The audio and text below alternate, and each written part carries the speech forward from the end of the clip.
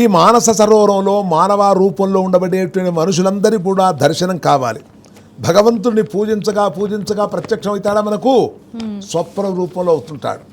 అదే భగవంతుడు కనిపించాడనే ఆనందాన్ని పొందుతాం. ఇక్కడ బ్రాహ్మీ ముహూర్తములో అనగా బ్రహ్మదేవుడు ప్రతి జీవికి ప్రాణాన్ని పోసేది, ఉత్పన్నం అంటే ప్రాణజీవిని పెంచేది. అటువంటి శక్తి అంతా కూడా ఆ బ్రాహ్మణ రూపంలో ఆ బ్రహ్మదేవుడికి ఉంటుంది.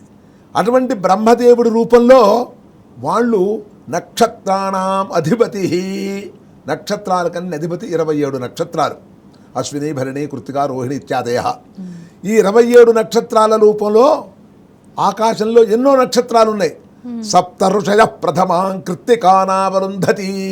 కనుక కశ్యప అత్రి భరద్వాజ ఇటువంటి ఋషులు, ఈ పుంగవులు ఇప్పటికి కూడా మనం చూస్తారు. మన పెళ్లి కాగానే అరుంధతి చూస్తారు.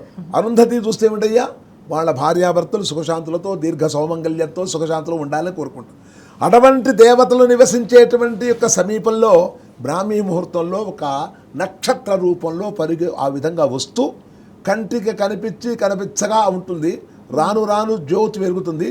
అలా వచ్చేసి మానసరోవరంలో లిప్తమై అక్కడి నుంచి మాయమైపోతుంది.